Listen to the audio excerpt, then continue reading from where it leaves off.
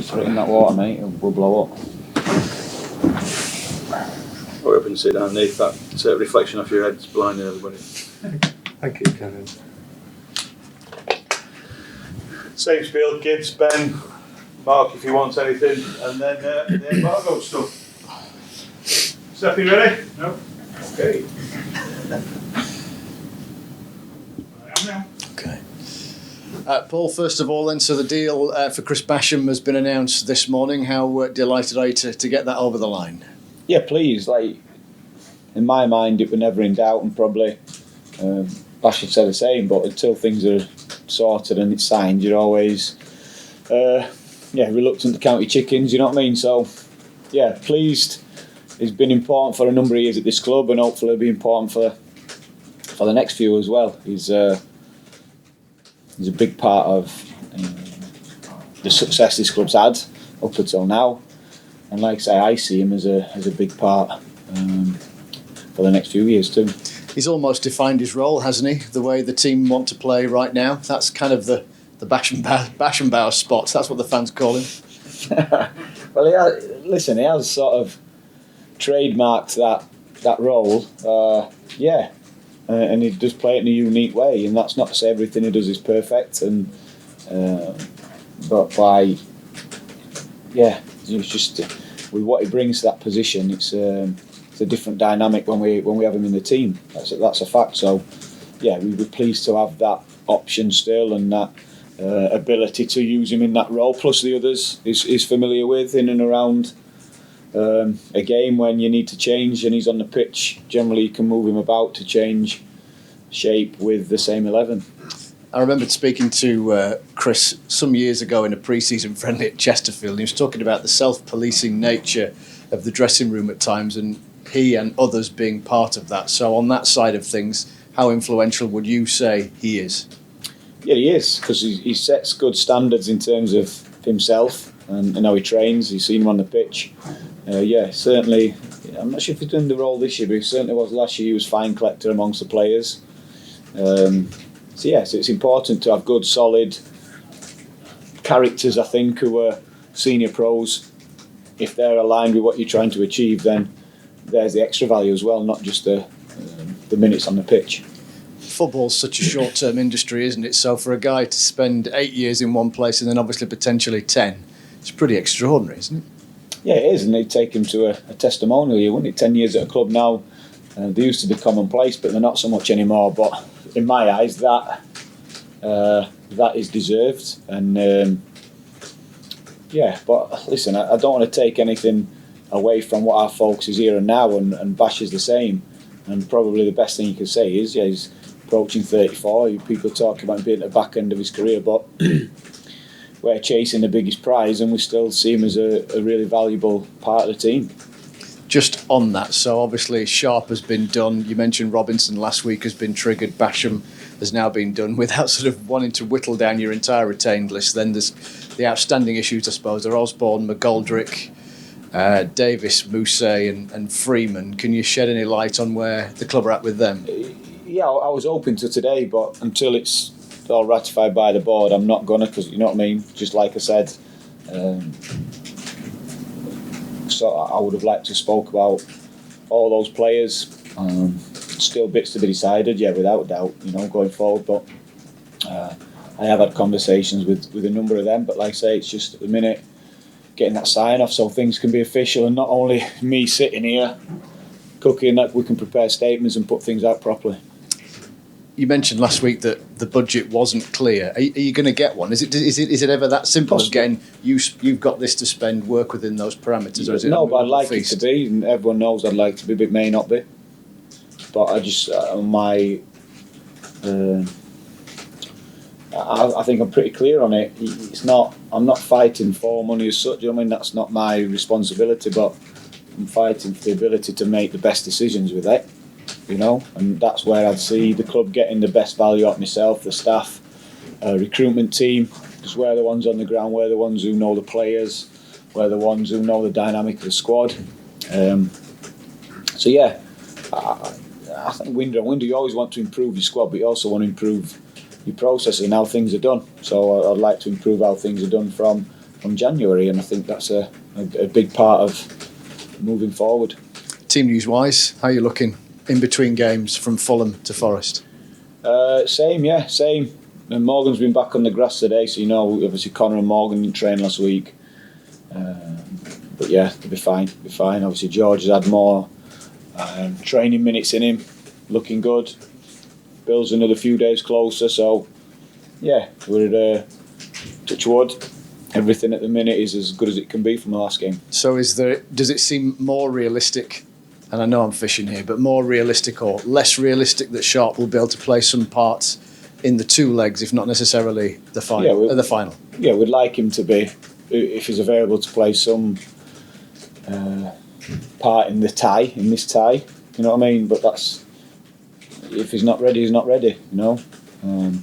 But I think I've said before, he's doing all he can, and the staff are doing all they can to make sure that if there is that opportunity, we can use it. What kind of message do you think you sent out by beating Fulham in the manner you did? Not just scraping past them, but really hammering them. So I'm not really bothered.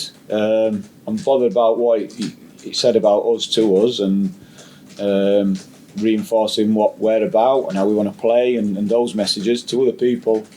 I'm not fussed, just like I weren't fussed who were playing. I just wanted to get there. So I think it's more the performance, the intent, and the message, and it reinforces what we want to be about, I think, which is the most important thing. How do you approach this then, knowing that it's a 180-minute game? Which is it? So it's different. It's you've heard the old saying, you can't win it in the first leg, but you can lose it. To a certain extent, I agree with that. It's half time at the end of this, and we spoke about, it's not like you're winning last 10 minutes. You have to hold on for the 3 points. You don't. I think if the game's there for you, you can be just as positive as you have been for the previous 8 and try and get another goal, because it sets you up better. So I think you just play the game rather than because there's no 3 points, and you play the game. You try and manage every part of it, take every opportunity, and likewise off the back of that, you have to guard against everything, because a team may come, and I'm not saying Forest will do this, I've not got a clue. A team may come, sit back, and look to keep it as tight as they possibly can for an away leg. So yeah, it does add a different dynamic. But one, I think the main message is you don't panic. You just try and get as much out of the game as you possibly can. How many times in the past week have you heard about Sheffield United being cursed in the playoffs? Generally speaking, down the years. Only when I sit with you morbid guys. It's irrelevant, isn't it? Yes. It really is. I know to fans it's not, but different players, different staff, different occasion, different opponents. It's different. People like to look at these things and records, when you see going across the bottom on a Saturday afternoon, all the stats on the bottom of on the yellow tape about previous histories not winning this or previous. It's literally a relic. You know what I mean? I still don't understand why people read into it. It's an all new game, all new set of players, all new set of opponents. So yeah, it probably adds the edge to the atmosphere, to the crowd, things that they might think about, but not to us. Do you think that there are some similarities between Sheffield United's season and Forest's season in how they've obviously changed their manager and risen from a low point in the table to be in the playoffs? Yeah, possibly, and you'd say both on merit. I think the Forest were bottom when Steve took over, weren't they? And it may have been earlier on than us, but after 7 games, 8 games, whatever it was, to only have a point or 2 to get there shows what a tough team we're facing. So we know it's going to be difficult, but I say it all the time, I'm never really bothered who we face, who's in front of us. How we go about the business is the same. We'll look at us and how we prepare to give ourselves the best chance to win. And I say if you're successful, you're going to keep playing better teams, and that's what we want to do. And just keep playing better teams, tougher opponents, and see how far we can get. How have they gone about their season then? How have they got to where they are, and what are their threats? But they've got obvious ones on the counter, obvious ones down the right hand side. And I think they recruited really well in January. They made a lot of good signings, and it's never a coincidence when a team then, you look at Bournemouth and how they sort of bolstered their ranks. Forest did the same, adding some good experience. And then although Steve were playing really well in terms of how the team was set up, I think they sort of came across a real settled way of playing, which we see now with the attacking threat on the counter, the attacking threat of the front two with a 10, that type of thing. So, yeah, we know we're facing a team who's... You can have a team who's in good form, but we're playing a good team because we've done it over so many weeks now, so we know we're playing a good team. I know you mentioned a couple of minutes ago about prior experience, but you obviously have prior experience of leading a team in the playoffs. Is that helping you now? I don't know, it will be. All your experiences help you, I think. You've been in that situation before. All your experiences, good and bad, dealing with different things.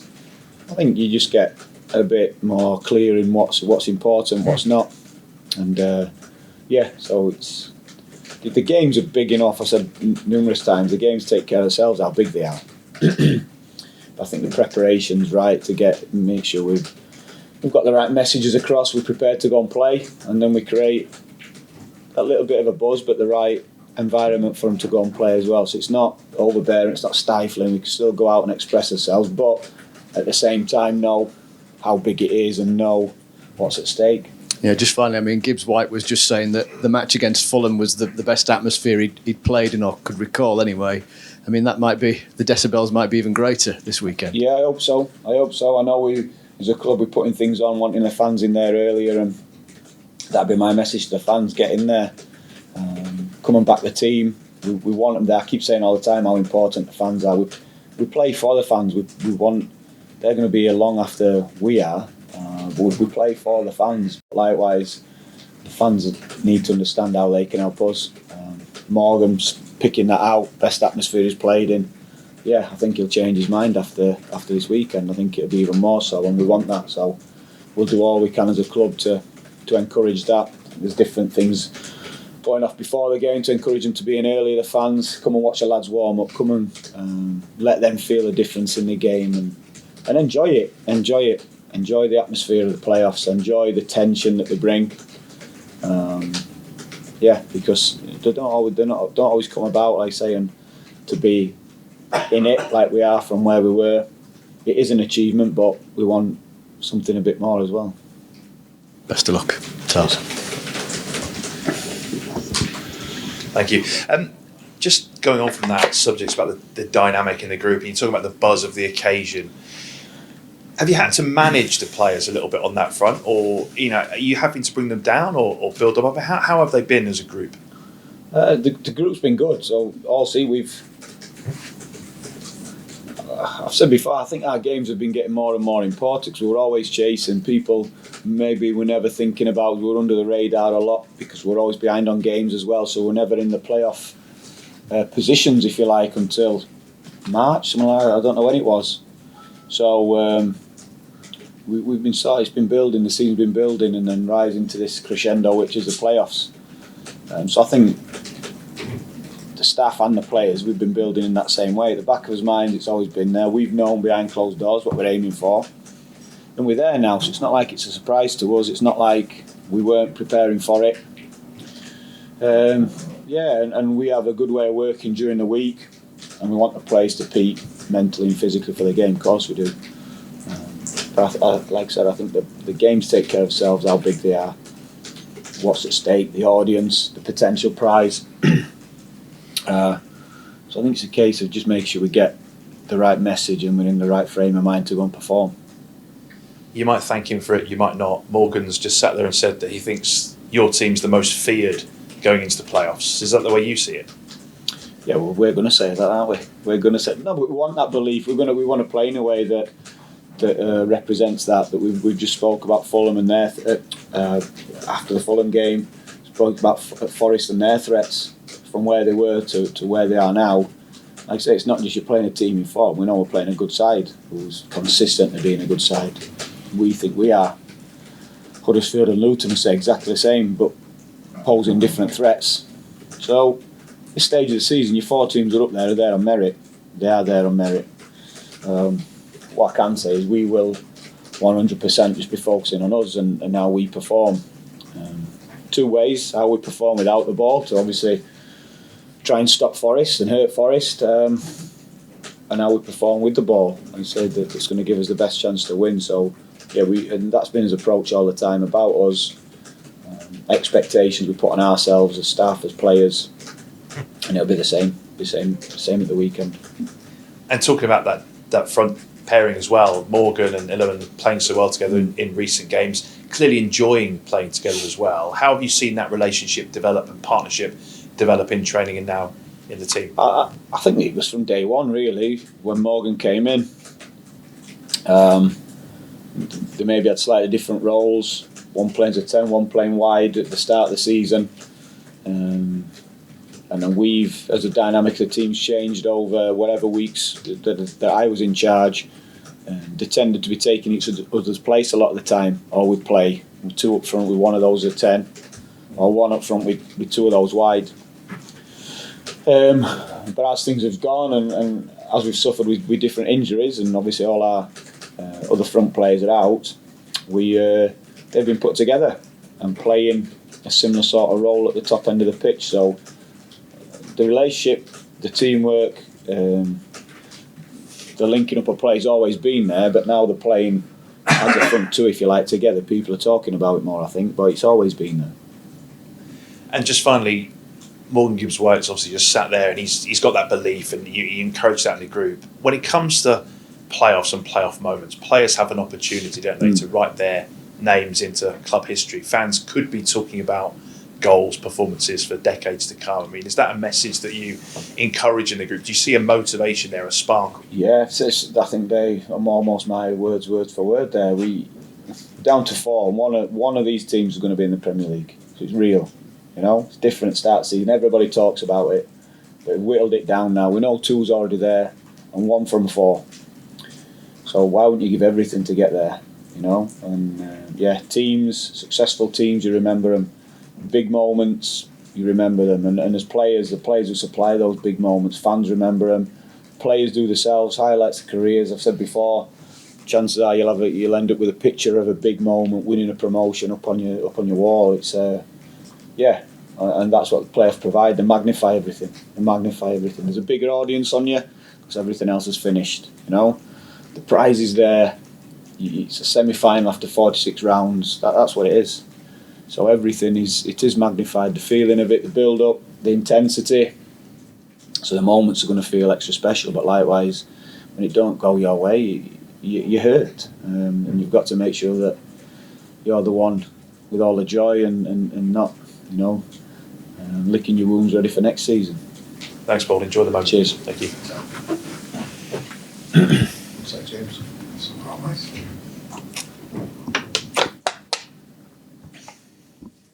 Hi, Paul. I'm just wondering, have you had time to reflect on a personal level as to what you've achieved this season? I mean, the team was 16th when you came in, and you looked at the playoffs, and you've achieved that goal, and there was nothing of chance about it. But you've got to this stage, and there's going to be a lot of chance because it's sort of three cup finals. So what I'm saying is, have you dared yet to reflect on what you've achieved? No, not on this season, because we haven't. No one remembers who's finished fifth a couple of years' time, but they'll remember as if we go up. So pointless reflecting. We know we reflect game to game, week on week, day by day, like training, how we affect players, how we affect people and staff, and you want to keep improving. Of course you do. That's natural. That's your job, but not on the rise in the league, because it's irrelevant. As you say, I think the most important thing of these 3 games you spoke about, and you've got to get through 2 real tough ones first, where you're right then at the nitty-gritty end, and you need big moments, whether that's from players, whether that's big decisions, whether that's that little moment and the roll the ball going your way. You take anything you can to get into that final come 2 weeks' time. And how crucial is the home leg? Because your home form's been so dominant this season, that's surely a factor for you across the 2 legs. Yeah, you're just getting through. It's the main thing. So we want to give ourselves the best possible chance finishing this leg, but it's not. Whatever happens, we're taking that score into the final leg. You get that other chance. So in one extent, both teams have got the same approach. Make sure you're in the leg come the second leg, and you have to do that because then it's anyone's. But I think when you are the home team to start with, of course you want to take advantage, you want to capitalise. But I think it's more about how we approach it. We can't guarantee the result, but we can guarantee like how we approach it, how we perform, and the intent with which we play to give ourselves the best chance. Cheers. All good stuff.